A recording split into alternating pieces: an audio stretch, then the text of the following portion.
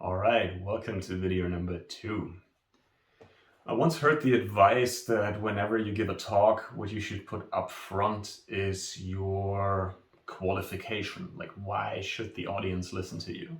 And this is what I want to do in this video. I want to talk a bit about myself, about my own journey, and maybe just explain to you a bit about what I do and how that might be helpful to you.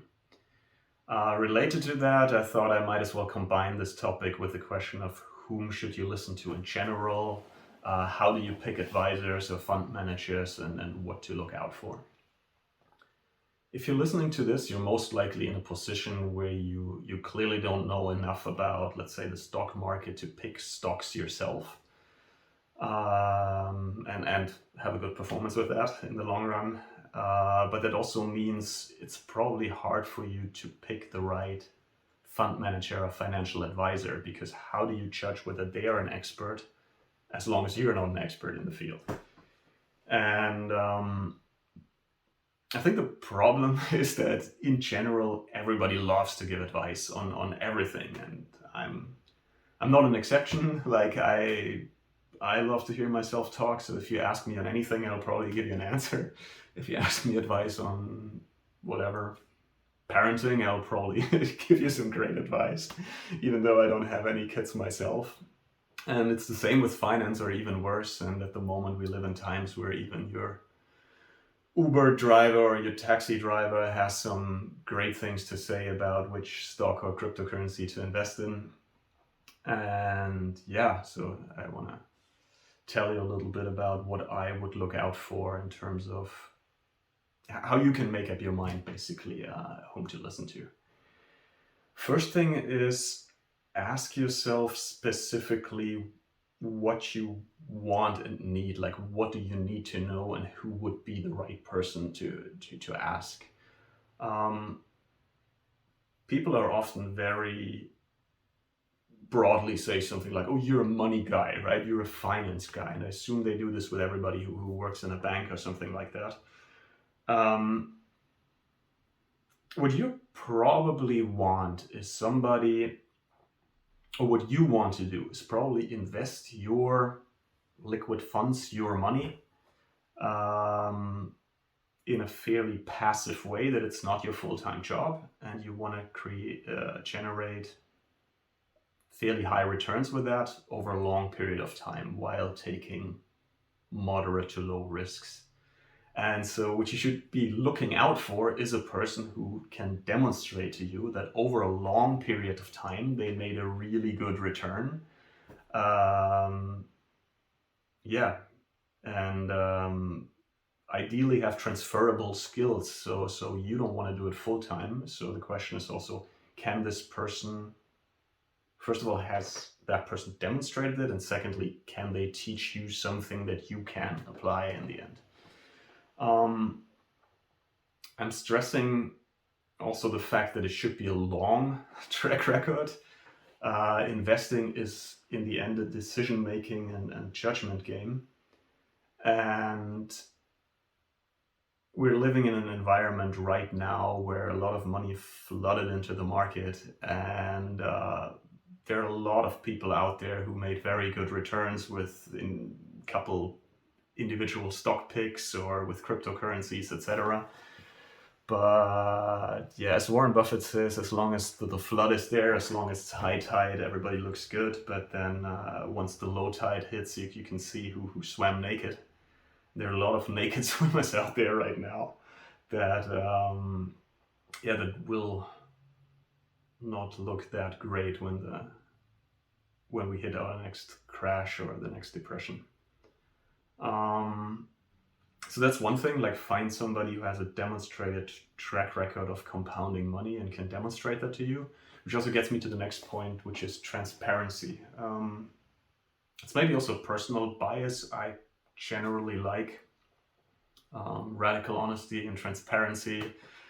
And I think the person you talk to should be open about what they're doing, how it turned out for them, ideally show you their track records or traits if you ask. And there shouldn't be any taboo questions, in my opinion. If you think about it, financial advisor at the bank, you don't know how much money they have in the bank, what personal track record they have, whether they even invest in the same funds you do, you invest in.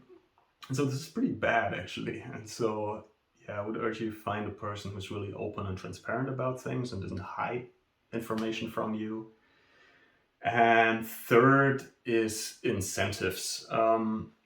Whenever you pick an advisor or a fund manager, you should really ask yourself, how are they incentivized? How do they make money? If you think about a financial advisor, many people say, oh, I can go to the bank, I get advice for free. Well, it's not for free. The person at the bank makes money by selling you funds the same way a car salesman makes money by selling you a car. So you wouldn't call your car salesman your car advisor. And the same way, the guy at the bank is simply a salesman who wants to sell you whichever fund makes him the highest commission. In an ideal world, you want to perfectly align incentives, which means what you want is to make money in the long run. And so ideally you want a person who's incentivized over a multi-year period to make money whenever you make money. That's somewhere between hard and impossible to find in the real world. In terms of financial advice, you will find people who only work on hourly rates, so that's already an improvement. So this person may not have an incentive to sell you some bullshit, but will just give you straight up their advice. But really make sure that it's just an hourly rate and it's the only source of their income. Really go to your financial advisor if you have one and ask them, do you make any kickbacks if I invest in the fund that you advise me? Yeah, that's that. And then with funds, it's also, there are funds that make a higher share of management fees. That means for them, they get a certain fixed percentage of whatever money they manage. So for them, it makes sense to become very large. Other funds charge more on their performance they're making, which is preferable. But really be critical about also if it's friends and other people, really like what's their incentive? Why are they talking to you? All right. And now I want to talk a bit about myself.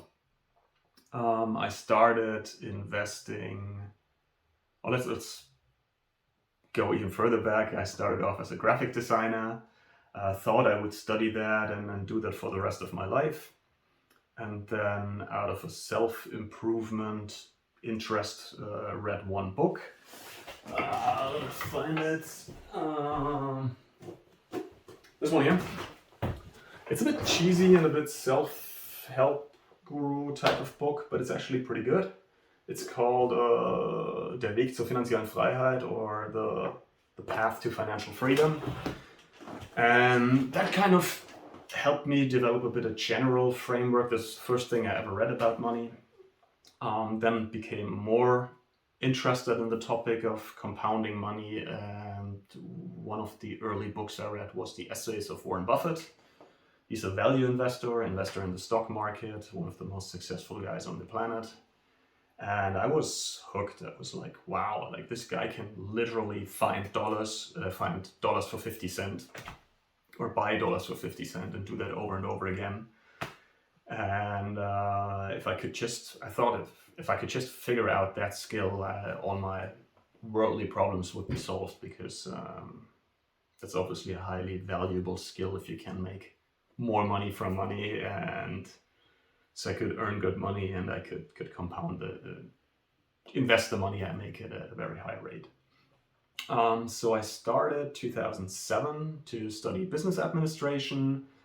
In around 2008, 2009, I started my personal account and started investing in the stock market and picking individual stocks. 2011, I started off as an analyst at a family office in Munich, did that for around 3 years. Then went to Regensburg, Germany, where I helped a wealthy individual do their stock market research and invest their private wealth. And then later also there helped basically launch 2 mutual funds and had an investment team. there. Then I did a year at Stanford, and since then chilling around basically. So why do I feel qualified to tell you things about it? First of all, I have my personal account and invest my personal money more than 80% into stocks for more than 13 years now, with a very good track record. Maybe I can even, if I figure out how to edit videos, maybe I can put that on the screen. It's around, let me pull this up. I made around 18% per annum since since 2009, which compares to around, what is it? To around 15% for the MSCI World, that's a global stock market index, and around 10% for the DAX, which is the German index. That's how you generally measure how good you are basically in the stock market, by how much you outperform indices. So if you would have invested $1,000 into my portfolio, for example, beginning of 2009, you would have $9,000 today. If you invested it into the S&P 500, it would be around $6,000, and if you invested it in the DAX, it would be a bit more than $3,000. That's a pretty solid track record. To be fair, it's a bull market. Like, there weren't any major market drawdowns. So if I started before a big crash, let's say in 2007, probably the absolute numbers would be lower, but the outperformance would be roughly the same. Anything else I want to cover in this video? No, but that's basically my domain of expertise, or my domain of mastery is stock market investing, specifically value investing, which is a philosophy that tends to work very well for a large number of people. And I would say almost one of the only ones that work consistently. And yeah, that's where I can advise you best, I guess. And yeah, that's it for this video.